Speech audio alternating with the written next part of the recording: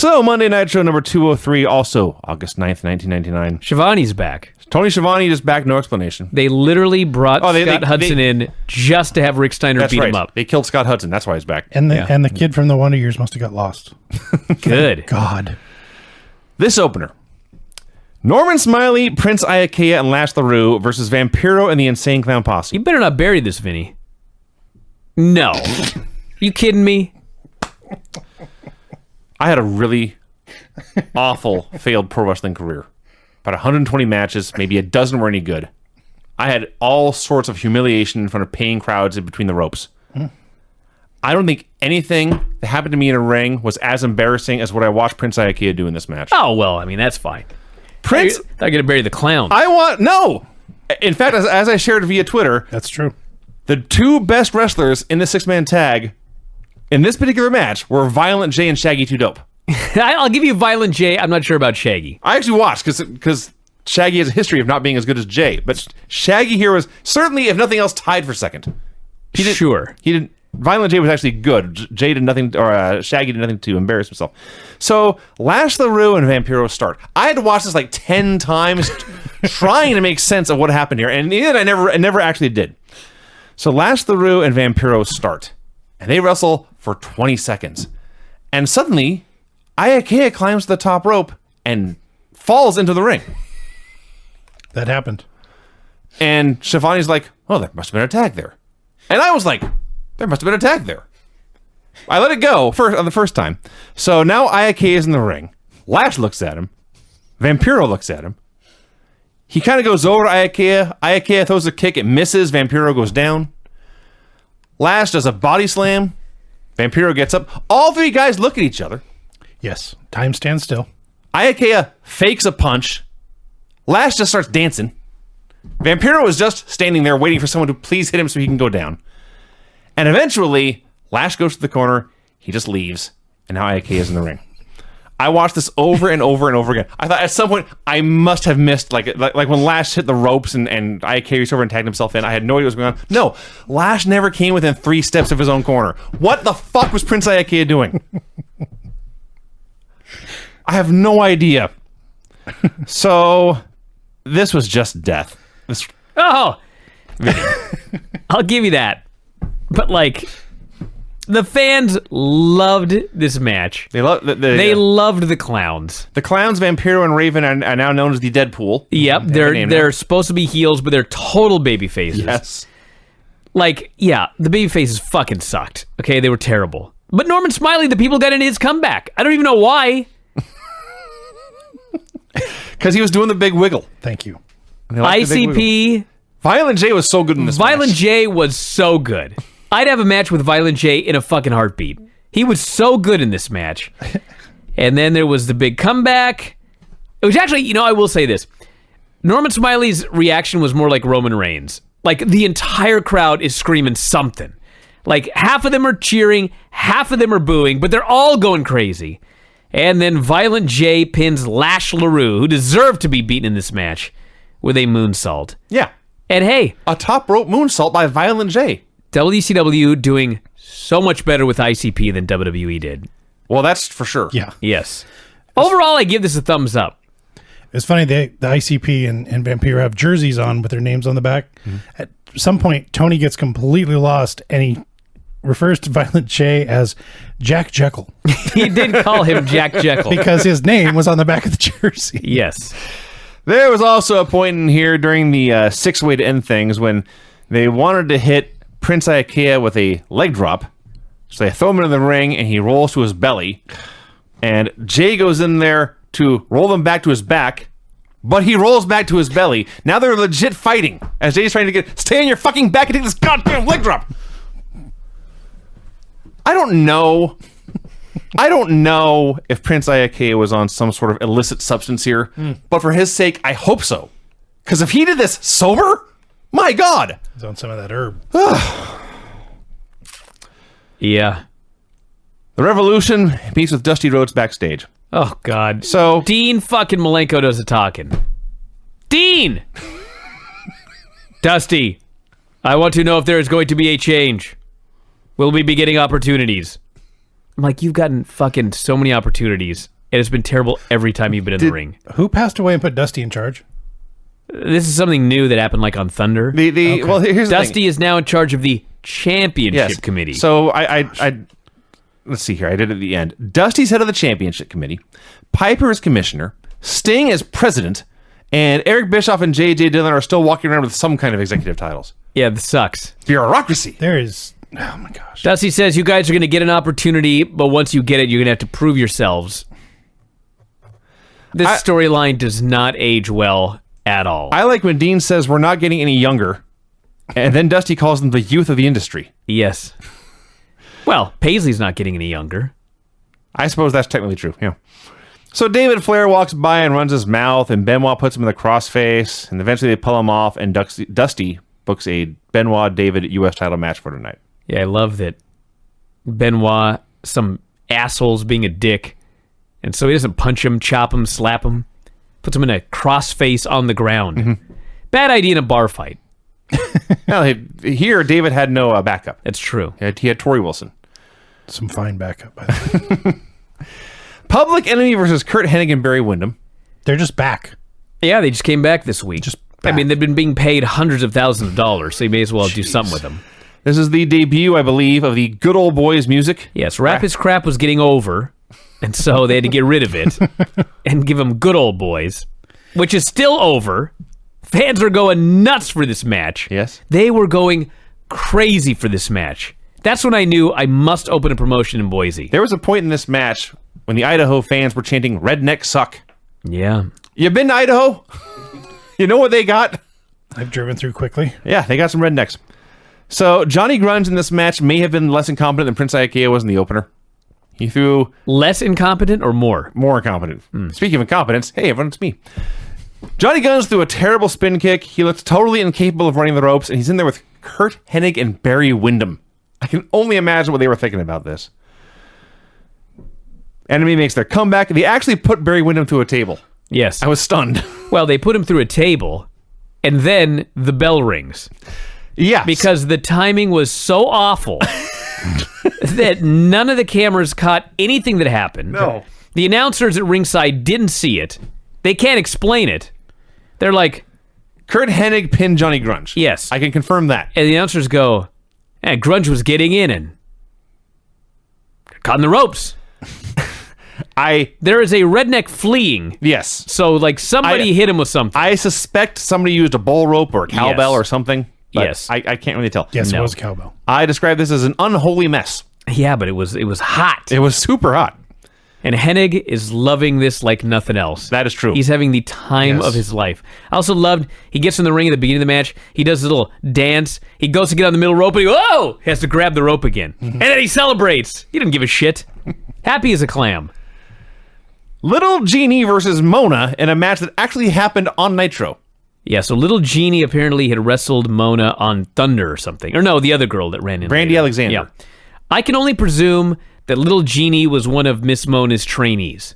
All right. Because Miss Mona had a school, and she was helping teach, I guess, George how to wrestle for that match with Charles Robinson. Right. So I presume that she had a school because Little Genie has like 8 matches that we have records for. Yes. Every single one of them against Miss Mona. Okay, well, there you go. No other opponents. Yeah. So yes, they probably practiced this match 1,000 times. It's totally fine. It was... Dude, the wrestling they did in this match, Jesse Ventura would have loved this. Yes. After watching Prince Iaukea and Johnny Grunge, this is like Nick Bockwinkel and Vern Gagne. So they had a perfectly fine TV match. Mona finishes her off with a handspring elbow, a bulldog, and then an Indian deathlock into a cradle. And well, I now know, but I at the time I had no idea where Jeannie came from or whatever happened to her, but she looked totally fine out here. So it's kind of weird, honestly. She never did anything else. Well, because she was her student, and they probably practiced this match 9,000 times move for move. Yeah. So every time they wrestled, they probably did this exact same match. I see. So Brandy Alexander, as noted, runs out to attack Mona. She gets her ass kicked and she bails. And this is like watching another promotion's match in the middle of Nitro. Yes. It's like a whole division that we haven't heard of or seen before. We were suddenly watching the AWA. Yeah. This match presented by Vern Gagne. It may have been. It was fun. I liked it. It was fun. Oh my God. Hogan. So I must describe this, okay? okay. If you're not aware, by the way, video.f4wonline.com, we try not to do stuff only for video, but like, there's no other way to describe this. Hogan's going to be coming down to the ring for an interview. So for some reason, they've never done this before. They start filming Hogan backstage. And so Hogan starts walking through the little backstage deal, and he's about to come out on the ramp. And suddenly, right before he comes out on the ramp, he stops and he starts doing this hilariously comical calisthenic workout. That's from Hindus. Wasn't he? Maybe it was Hindus, but he's like going, ugh. He's like going like this weird fucking thing. And all of a sudden, you just see this fist go, BAM! Fucking hit him right in the head and he falls down. Out comes Sid, Steiner, and Nash. I watched this so many times. Between Hogan's warm-up, he has to warm up before he comes out on the ramp. Sure. This fucking fist coming out of nowhere. It looked like it hit him right in the face. Hogan taking this big-ass bump, and then these three monsters coming out. This was great. You're ignoring entirely the first part of this, Yes. which is the camera cuts backstage. There's a hallway. You hear some producer or somebody saying, Hogan, you're up. And suddenly there's young Nick. That's right. And Nick Hogan goes into his father's dressing room where before his Hindus, Hogan's doing push-ups. And Nick says, Dad, I packed these for you. And he pulls out the red and yellow gear. Oh, And Hogan looks at it and he pauses. But then there's that producer. Hulk, we gotta go. He tells Nick, just hang on to this. And he gives Nick the gear. And Nick is so sad. And he hangs his head. He wanted to see his daddy in the old gear right now. Did you notice he didn't call his son brother? He did not call his son brother. Then Hogan, because he's late, you see, had to go running down the hallway. Who were we just talking about the other show when they said you can't run at all? Kane. I said he lumbered. Kane is He actually could run. much more better runner than Hogan at this point. Yes. I felt so bad for Hulkster. And then everything else happened, like you said. The heels were hiding the other side of the curtain. And once he got within striking range, they pounced.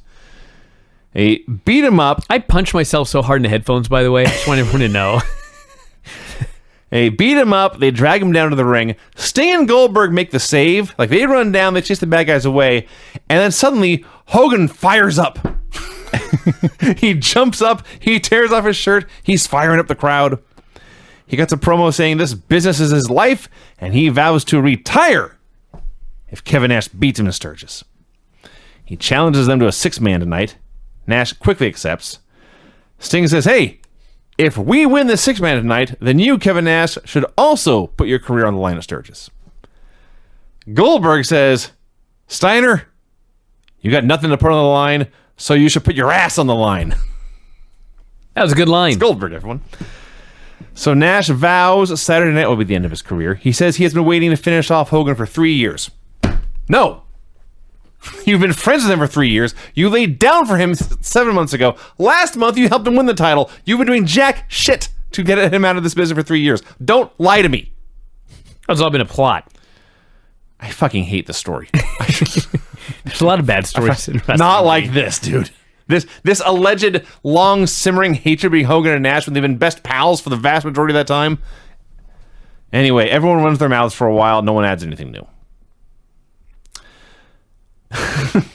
David Flair versus Chris Benoit. So David comes out with the lovely Tori Wilson. Oh, was she ever? She was so lovely. And she's wearing this halter top that's cut down to here, and her breasts are hanging out everywhere. And Bobby Heenan says, wow, what a beautiful hat. Yeah. Then she turns around. She's got a skirt that's basically a belt. Yeah. And she starts walking up the steps, and he goes, look at the back of that hat. He's awesome. He's amazing. So Nick Patrick runs out, and he ejects Charles Robinson because Ric Flair is no longer in charge. David no longer gets his own personal ref. So Charles Robinson leaves. We have been very, very harsh on David Flair really every time he's ever been on TV. Mm-hmm. He packed more charisma into the ensuing 3 minutes than he has shown in his first 2 decades of life. Let me tell you something. This was the first time that I watched David Flair, and I thought, okay, it's going to be a while. He needs to get off national television. Sure. He needs to go to Japan, work some other promotions, but he fucking could really be something in this business. This is the first time I ever thought that.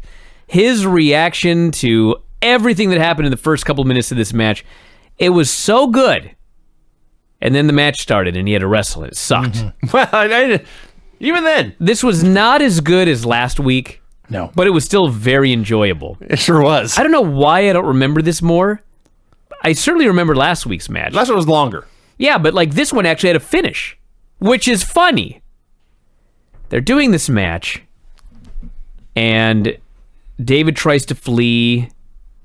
The Revolution or whatever throws him back in the ring. Fans are chanting pussy at this guy. Benoit's beating his ass. Suddenly, they cut to the ramp, and Canyon is running to the ring. What was he doing? He was running to the ring. Apparently, I don't know if he was late because he was... They kind of had to wait for him to not break up the pin, but he's running and running and running. He is sprinting to the ring. Revolution goes to stop him. Yes. Chris Benoit goes up top. He hits the diving headbutt. The ref counts 1. The ref counts 2. Benoit lifts David up. The ref counts 3. Is that what happened? Then DDP breaks it up. Aha. I was like, what the fuck just happened right there? And, of course, who's the fucking referee? Nick Patrick. Mm-hmm. The most incompetent referee in the history of this business. I think that DDP was supposed to break up the pin, but he was too late. Mm-hmm. Benoit tried to lift David up so that they could do whatever finish they were going to do. Nick Patrick is just a fucking idiot, so he just counted anyway. And so that was the end of the match. Benoit's U.S. champion now. I presume that whatever they were going to do, Benoit was still going to end up the champion because they did all of the build for the championship match at Sturgis, like immediately afterwards. Mm-hmm. But I'm virtually positive this wasn't the finish. That's entirely possible. Have we mentioned the point in here where Benoit chopped David and David sold this like a marionette whose strings had just been cut? That's how he sells all his chops. Did it last week, too. This one was spectacular. Both arms on one leg go high in the air and then just folds. Yeah, he sucked. No, it was but awesome. He had some charisma. It was tremendous. So yeah, Benoit's the U.S. champion and he's facing DDP for the title at Sturgis. Yes, he cut a promo. He said, Paige, if you want this belt, come get it. No DQ in Sturgis. I'll kick your ass. He did say, There's no way he improvised that promo because he accidentally won the title. Right. Like he had to have ended up with the belt. Remember when we started and talked about how cool it was in here? Yeah. It's not now. No. Randy Savage came out for a promo. He says Gorgeous George is not there. He will bring her back after he beats Dennis Rodman at Sturgis. He then unveils his hit list. Kevin Nash. Sid Vicious, who has been holding hands with Kevin Nash. Hollywood Hogan, and finally Dennis Rodman. He says Rodman has put his hands on Gorgeous George and now, quote, you will die. Yeah. He says this, and then Gene pulls back the microphone and says, well, you're being politically correct here. No, he said, I don't know if you're trying to be politically correct. He's just threatened murder. Kill this man. You will die, were his words. Okay, so you're skipping a few things here, Vinny. When Randy Savage first comes out, Randy Savage has got a surprise. Gene says, what's the surprise? Savage says, first I've got a hit list. Kevin Nash, Sid Vicious, Hollywood Hogan, and Dennis Rodman. I'm the baddest dude on the planet. Rodman put his hands on George, now he's going to die. Gene makes his comment and then says, what's the surprise? Savage says, the surprise is that Dennis Rodman's reputation compared to mine is crap. That's it. That's what I missed. Gene asked 3 fucking times what the surprise was. And the payoff was that Dennis Rodman's reputation compared to Macho Man's is crap. That was the big surprise. That was the big surprise. And that's literally the end of the interview. Yeah. I'm not surprised at that at all. It was a rib on you 19 years ago. I'm just sitting there waiting for the surprise. What could it be? Dave Taylor and Chris Adams versus Rey Mysterio Jr. and Eddie Guerrero. This was the point where I determined they should never leave Idaho. Yeah, but what was up with Ray and Adams? They were botching stuff left and right. This was not a very good match. No. But the crowd loved it anyway, which is why I determined... Ballistic. Yeah. If they will cheer for a match this sloppy, never go away.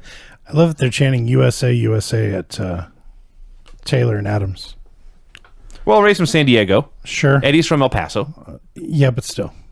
They're not marketed that way, but it's true.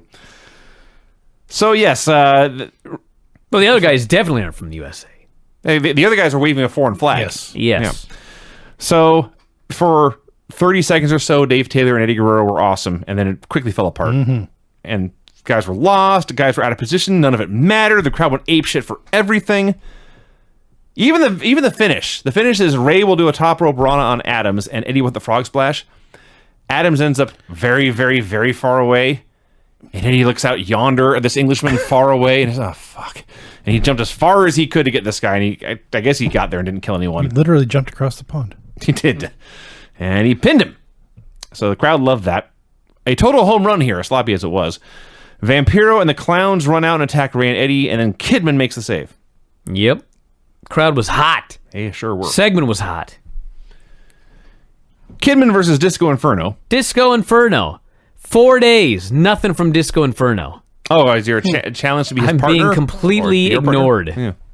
He's shunning you. I think Dude. I literally think I have his phone number. Really? Yeah. We'll talk. Okay. Please tell me it's like 1-800. If I call Disco. that number and no one answers. Yeah, Ryan in Cumberland said he used to talk to Disco on the phone all the time. What? Ryan from Cumberland can contact Disco Inferno, and I can't. I don't know what to tell you. So there was a point earlier in this match. I believe this is the exact moment, or this spot. Kidman tweeted this out recently. But the heat is Disco grabs Kidman and throws him over the top ropes, and Kidman goes flying out of the ring and hits the floor and explodes. And I believe it was this exact moment that Kidman, somebody else retweeted it, like History of Wrestling or whatever. And Kidman retweets it and says, for some reason, when I was young, I actually enjoyed doing stuff like this. And he said, I don't know what was wrong with me. So, Yeah.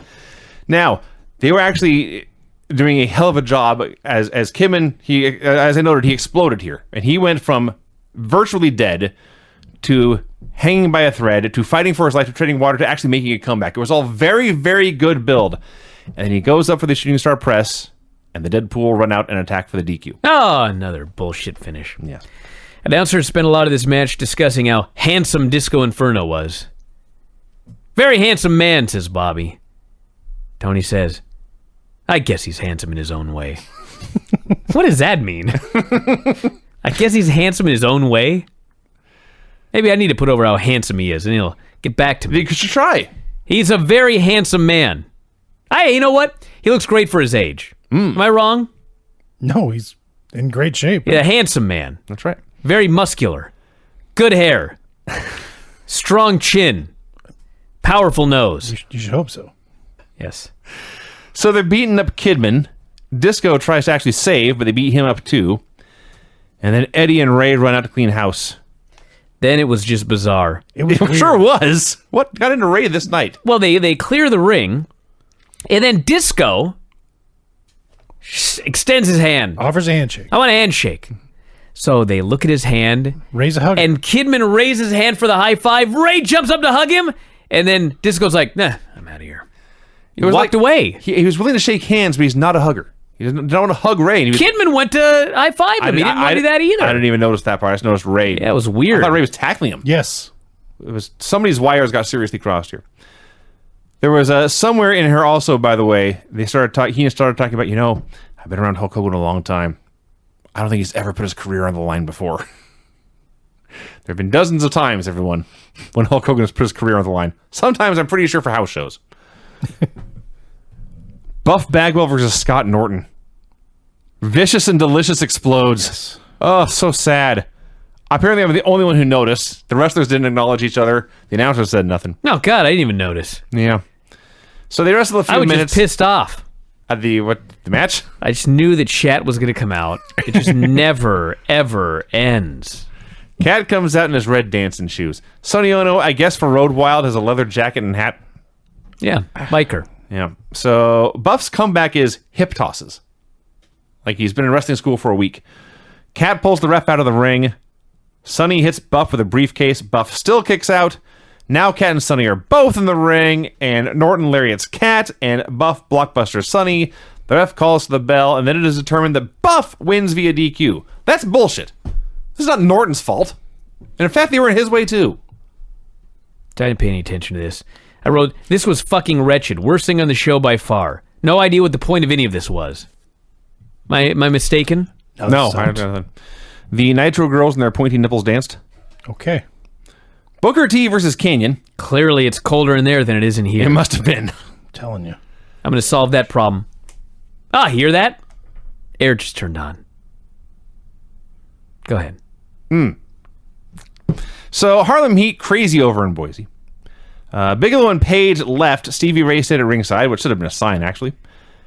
He was openly interfering, throwing Canyon back in the ring and stuff. So, match is an extended squash. Booker takes 90% of it. Then the ref gets bumped.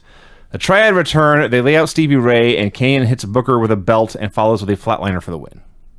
Made sense leading into the pay-per-view. It was fine. Title match was already signed. Mean Gene brings Dennis Rodman out for a promo. Allow me. My favorite thing on this show of late. Keep in mind, we've already seen this match. Yes. Gene brings out Dennis Rodman, who's 15 feet tall, dressed in a trench coat, stuff in his face. Everything's pierced. He's got this big-ass hat on. Tackle box exploded into his face. So, the first thing I notice is Gene's holding the mic. Yeah. After last week. Mm-hmm. Dennis Rodman mumbles that he loves Idaho. He says the reason George is in her lock and key is because all the ladies, including George, come after him. Fans begin to boo. Dennis says, Gene, give me that mic. He snatches... Up to this point, because Gene's holding the mic here, and Rodman's talking, and sometimes he'll turn over here and talk, and sometimes he'll come back here, and sometimes he'll go here and talk, and he figured it out himself and took the mic away. No. That's not why. He grabbed the mic because he wanted to grab the mic and not have Gene pull it away when he cut his promo. Aha. He says, "What I get done with, macho asshole." What he came out with, he referred to him as Rando, whatever his name is, Macho Man asshole. Yes. I'm going to beat his ass. I'm going to take George all up and down Sturgis and prove why she's my bitch. Tony goes, you better get that mic back, Gene. Gene gets the mic back from him. Randy Savage storms out. He's furious. This guy's called him an asshole on live TV. He's called his woman a bitch. He's all pissed off. They have the geeks come out to separate him. I'm like, I want to see it again. I just watched it. It wasn't that good. Shit's so good. Rodman with a live mic and Savage with a live mic. It's magic. They're two totally crazy, insane fuckers. This is the key. Doing whatever they want. This is the absolute and they're key. going to get in the ring and do shit together. Can you imagine trying to script a promo for Dennis Rodman? I'm sure they fucking tried. I'm sure they tried. That's why Gene was there, to lead him through it. Rodman just took that goddamn thing away from him and just went into business for himself. I loved it. You know, Gene has that rule where you never give up the mic to the wrestler. I don't think he had a choice with that. No, he just grabbed it and snatched it away from him. Gene, give me that. And then as this chaos is ensuing and they're trying to stop hell from breaking loose, Tony's like, hey, be sure to watch Dennis Rodman on The Tonight Show. I love this. God, I loved it. Kevin Nash. Oh, by the way, why did Dennis Rodman come out to the NWO theme? Fuck if I Was know. it a network editing issue? I think he used to come out to the Voodoo Child, I see. Yeah. but so did Hogan, so Well, speaking of music, main event, Kevin Nash, Sid Vicious, and Rick Steiner versus Hulk Hogan, Goldberg, and Sting. I mean, do we know that Hogan and Rodman are not friends now? I have no idea. No, they've never crossed paths I have no since idea. he's been back. Yeah. Goldberg, though, still has the Megadeth music, and that is Yes. on the network. Hey, we missed that Chad Brock concert. Shucks. They edited that off, yeah. Thank God. Hogan comes out, and he's got the red and yellow on. An American Made is playing. Dude, when they hit that fucking music, and he came out in this outfit, the hard cam is shaking. That's how crazy. I haven't seen the hard cam shake since like the peak of Stone Cold Steve Austin in like 98 with Mike Tyson. Mm-hmm. It's the last time I can remember the hard cam shaking. This fucking guy comes out dressed like it's 1986. The hard cam is shaking. These fans are going absolutely crazy. He's tan. He's jacked. He's got the red and yellow on. He looks great. I had goosebumps. They had pictures, they had fans with signs, bring back the red and yellow. The fans were very happy, obviously. Everyone's just going ape shit. A single. And you know what's even better?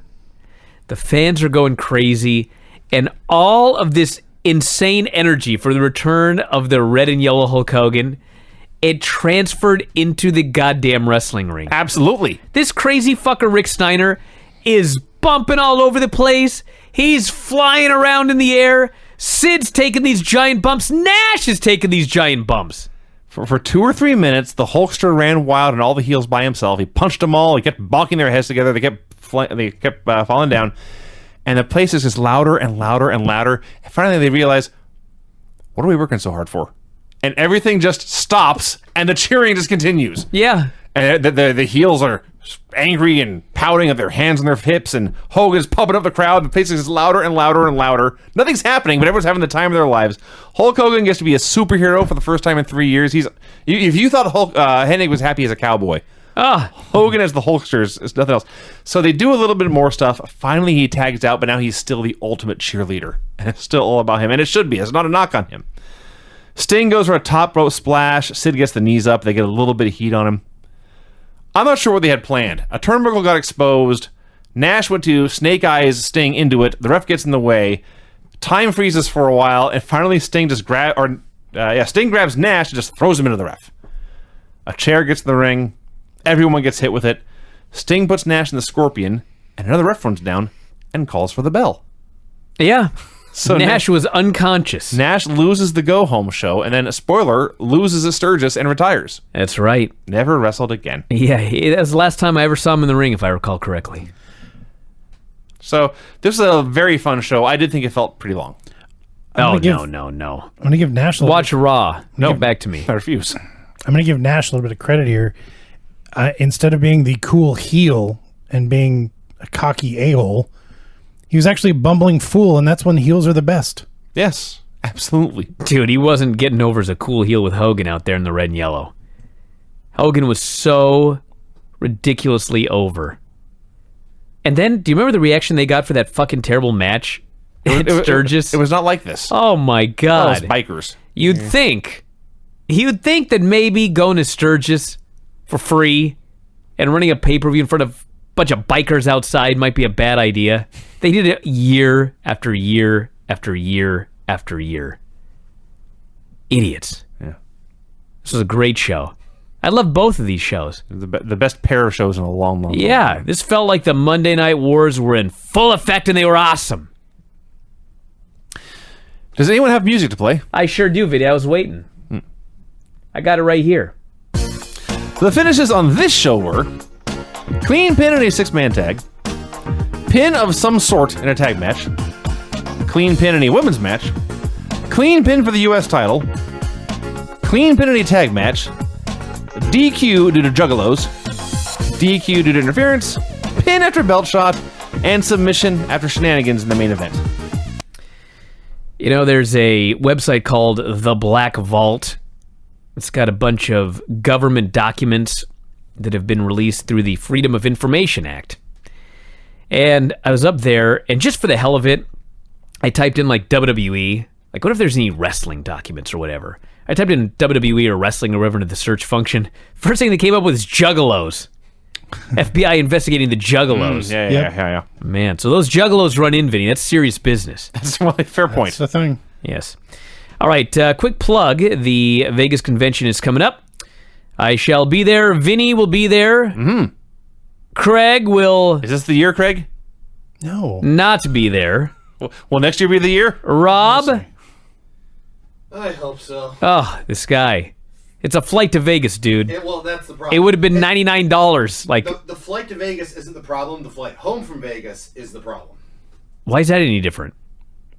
Because my options are right as they are right now. My options are flying out at 6:50 in the morning on Sunday, or 11 not so o'clock bad. at night, getting home at about 2 a.m. Those are the only 2 flights back from Vegas? Dude. Those are the only 2 flights that my wife is able to find at the moment. She has promised me she is going to be burning the midnight oils tonight to try and find me a flight, but Well, Rob will be there, everybody. Fear not. Even if he has to drive straight through with Vinny. I can't strongly enough recommend not doing that. Anyway, August 16th through 20th, conjunction with SummerSlam weekend and Super China Buffet Day, We're going to have the usual events, the SummerSlam in a theater airing that Ed is setting up. There's a Las Vegas buffet. Yes. There is a banquet, if I recall correctly. There's a suite party. A live wrestling show this year? Yeah, there's a live wrestling show. Sunday night karaoke party? Girl Power, it's called. The wrestling show, not the karaoke party. Yeah, there's going to be a bunch of matches, including, at this point, a handicap match. Myself versus Peach Machine and Mikey G. I am struggling to find a viable partner. Note I said viable partner. For everyone asking, it will not be Wang. Do you understand? Do not buy your ticket expecting to see me team with Wang. Why would anyone buy a ticket to see Wang? Now, the good news is I've had multitudes agree to follow me in my journey through various strip clubs to find the Disco Inferno. Aha. So if any of you would like to jump in on that, you're welcome to do so. That is my goal, myself and Disco. Chico and the Wang just rolls It's right not off the happening, tongue. dude. It's not happening. But anyway, that's going to be on Saturday night. And if you go to the Chico and his Wang. front page, you don't think I've had every single one of these fucking jokes in class like 80 times? We haven't. We're not in class. Dude. Chico and the Wang. You remember Chico and the Man back in the day? No, Craig. No, So anyway, the entire list of time ago. events, Thank you, Rob. there's a lot of them up here. You can get tickets for all of them. Texas Day Brazil on Friday, the Suite Party, the F4W Super Show, FSW Super Show, and so much more. So make sure you grab your tickets to everything that you want to go to. It's going to be a lot of fun. I and Vinny and Rob will see you there, as well as everybody else joining us in the Empire. And it's going to be a lot of fun. So check that out. And that is it, everybody. We will talk to you again after a while. Good night. Adios.